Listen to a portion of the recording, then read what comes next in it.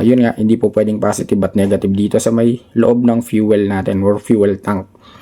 And then, magbabato na yan ng signal dito. Then, dito naman sa likod nitong fuel gauge natin, merong windings ng copper dyan mga boss. So, doon niya sinesend yung continuity na read niya dito. Kaya naman, yung continuity na yun, karugtong nitong ating analog. So, yun yung mag-i-indicate kung empty or full yung ating fuel gauge. Ayun, so hello mga boss, magandang araw sa inyo, no? And welcome back again na naman sa ating channel. Ito, sa panibagong video tutorial na naman, bali continuation pa rin ito nung nakarang vlog natin. So daily na nga pala ako nag-upload ng mga videos, no, para tuloy-tuloy and updated kayo sa mga tutorials natin na like nung mga nakaraan. So since hindi na rin naman tayo busy mga boss, ayun, so ano ba yung nabanggit ko last vlog? So sa may ano naman muna pala tayo sa may ang tawag dito, fuel gauge. Ayun, so since isa lang din yung wiring niya, okay, so makikita rin natin yan sa dashboard. So yun muna before tayo mag-proceed dun sa may dashboard, no, yung mga park light, then sa may flasher. Yun, so yun lang naman. And ayun mga boss, so bali ito nga pala yung naging topic natin last vlog. And burahin lang natin to. Okay, so yung dashboard hindi na natin buburahin yan. Bali ito lang mga wirings, yung mga numbers, para ayun, meron na tayong idea.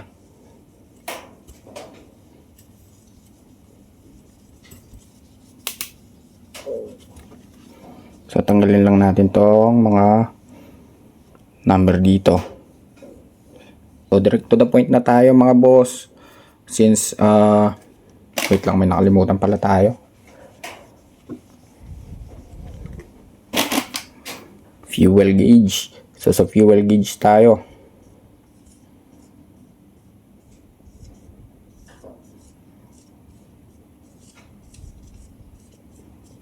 Ayan, so fuel gauge mga boss. So dalawang part yung fuel gauge, ano, isang sender at saka isang receiver. So bali yung sender mga boss, yun yung nakikita natin sa may tangke or yung floater na tinatawag. So bali yun yung sender. Tapos yung receiver, yung nandito, yung nakikita natin sa dashboard kung anong level na ba yung fuel natin sa may tangke, kung malapit na mag-empty or kung full tank. So yun yung mga parts ng ating fuel. So balik gawa tayo ng floater dito mga boss. Okay, so before tayo mag-proceed doon mga boss, so dito muna tayo sa 12 volts battery, which is common or lagi na pinag-uumpisa natin sa mga vlogs natin. So sa 12 volts battery, meron tayong positive at negative. So doon sa may part ng positive, may wire na nakatap dyan, which is yan yung wire ng fuse. So kapag in-on mo yung ignition switch, kukuha siya ng source dito sa battery. So yung source, tatawid lang dito sa fuse, tatakbo yun sa ignition switch. Kapag in-on mo, ayan, lilipat lang yan sa accessory wire. Again, sa accessory wire mga boss, napakaraming connected dyan, napakaraming sinusuplayan yan. Nandyan na yung headlight, brake light, tail light, flasher, napakarami pang iba. So since fuel gauge yung tutorial natin, kung mapapansin nyo, kapag on pa lang ng susian, makikita na agad natin kung full tank or empty ba yung motor natin. So yung level niya, kasi nga connected din yan sa accessory wire. Okay, so dito tayo. Saan ba yun? Sabihin na natin andito yung empty.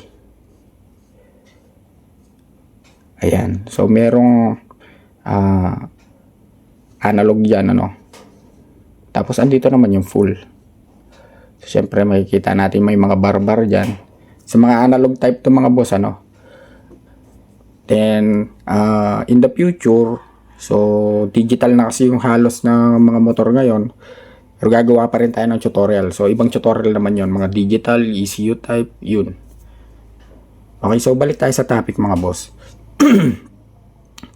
So yung fuel gauge natin, may tatlong wire yan. So yung iba kasi tatlo, dalawa, apat. So pero dito sa tutorial natin, para madali siyang maintindihan, so tatlong wire yung gagamitin natin. So isang positive, which is kumuha ng source dito sa accessory wire. Okay, so dito na lang natin itatap. Okay, so may positive na yung fuel gauge natin. And then negative, syempre kailangan din ng negative niyan mga boss. So dito. And then para ma-reading natin yung fuel natin, syempre kailangan natin ng fuel tank. So meron tayong fuel tank dito. Ayan, so imagine yan yung fuel tank natin. Pagkatapos, syempre may takip yan. Ito yung takip. Tapos, meron pang maliit na takip dito yung mga boss. Tapos, andito yung floater natin. So, dito natin makikita yung floater. Tapos, may arm yung floater and then, merong module dito na maliit. Ayan. So, may module dito na maliit and then may wire to mga boss. So, yung wire nito, dalawa. Okay? Yung isang wire niyan mga boss, paglabas niyan dito, yan may socket na yan, dalawa. Yung isa, tatakbo yan dito sa may fuel gauge natin. And then yung isang wire naman, nakatap lang yan sa negative. Okay. Again mga boss, parehas na negative yung nandito sa may ating fuel floater or sa may sender natin, sender unit or sending unit. Kasi dito mga boss, yan, mayroong mga contact yan. Then may plates yan. Tapos, yung floater, ayan, ito yung nagpo-float.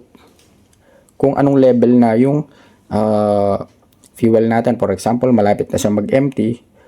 Yung arm nito, magko-contact doon sa may empty point nito. And then, itong floater natin or yung sending unit natin. So, siya yung magsisend ng unit or ng continuity dito sa fuel gauge natin. And then malalaman na natin kung anong level yung nandito sa may fuel natin, fuel gauge, kung may kung empty pa ba or full tank. Kasi mga boss, parehas negative yan, no? Ayun, no? So yung dalawang wire na yan, parehas negative. Hindi tayo pwedeng maglagay ng positive dyan kasi nga babad yan sa gasolina. So alam naman natin na yung gasolina ay mabilis mag-apoy. So po pwedeng pagmulan ng sunog, kaya negative yung nakalagay dyan. So para makapag-supply siya or para makapag-send siya ng unit dito, so sa continuity tayo magbabase. Ngayon, yung continuity na yun, nagko-contact nga dito dahil dito sa floater, which is unstable yung pwesto niya or hindi siya nakapirme. Kaya nga nagpa-float siya, po pwede siyang umangat, po pwede siyang bumaba. So habang umaangat siya, yung pull naman yung full contact naman yung isasend niya doon sa may fuel gauge. So kaya ganun natin nalalaman kung may laman pa ba yung ating tangke or wala na. Okay?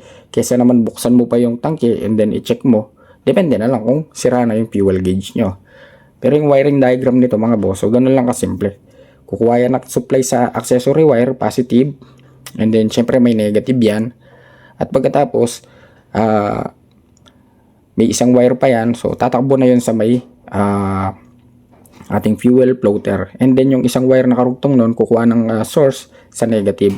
So para ma-read niya yung fuel natin, okay, so kailangan natin ng continuity. So continuity yung ginagamit natin kasi yun nga, hindi po pwedeng positive at negative dito sa may loob ng fuel natin or fuel tank. And then magbabato na yan ng signal dito. Then dito naman sa likod nitong fuel gauge natin, merong windings ng copper dyan mga boss. So doon niya sinesend yung continuity na read niya dito. Kaya naman yung continuity na yun, karugtong nitong ating analog. So yun yung mag-i-indicate kung empty or full yung ating fuel gauge. Ayun, so bali ganun lang kasimple mga boss. And sana naintindihan nyo, no? So napakadali lang naman intindihin. And ano pa ba? So sa mga future vlogs natin, ayun, tackle naman natin yung ECU. Pero before yon, tapusin muna natin dito kasi napakarami pa mga boss, napakarami pa nating pwedeng i-vlog. Yung mga relays, mini driving lights, and ano pa, basta napakarami pa. Ayun, bali sa susunod, yung flasher indicator naman dito. So yung kabilaan at saka yung single flasher indicator. And then yung dashboard light, yung park light, yung ilaw sa dashboard. So yun yung next natin itatopic kasi magkahiwalay yung dalawa na yun mga boss. Yun, so bali hanggang dito na lang at sana may natutunan kayo. Kung nagustuhan yung video na to, so please like, share, and subscribe.